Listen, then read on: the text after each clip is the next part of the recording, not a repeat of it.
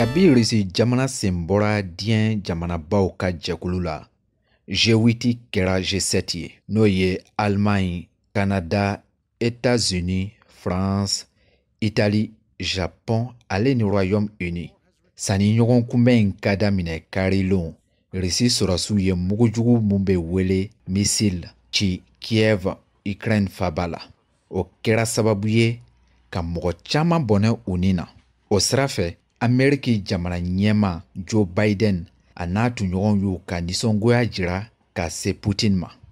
U ka fɔ la, nin ye crime de guerre de ye. Faransi jamanatigi Emmanuel Macron ka fɔ la, Risi tɛ se wa a man kan ka nin kɛlɛ in sebaya ta. Ɲɔgɔnye in kɛnɛ kan Allemagne, u y'u ka baaraɲɔgɔnyaw nafa jira. Sanko dɛmɛ bɛ se ka caya cogoya min na Ukraine ma. U ye hakilinaw fana bila sen kan walasa ka fura ɲini jamana fila ninnu ka kɛlɛ la. Ukraine kuntigi Volodymyr Zelensky ani G7 ɲɛmɔgɔw ye kuma kɛ bɔlɔlɔ sira fɛ. O hokumu na, Zelensky y'a ɲini k'u ka dɛmɛ don halisa Ukraine ma, kɛrɛnkɛrɛnnenya la kɛlɛkɛminɛnko sira fɛ. Ukraine kuntigi y'a lase fana ko G7 mɔgɔw ka ɲangiliw fanga bonya halisa Vladimir Putin kan.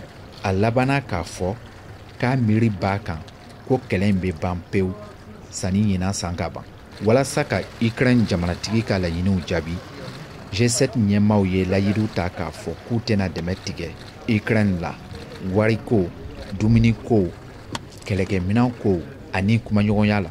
G7 ka ɲɔgɔnye in kɛnɛ kan, farafina jamanatigi fila tun bɛ yen, n'o ye Sud-Afrique jamana ɲɛmɔgɔ Cyril Ramaphosa ale ni Senegal jamanatigi Macky Sall ye.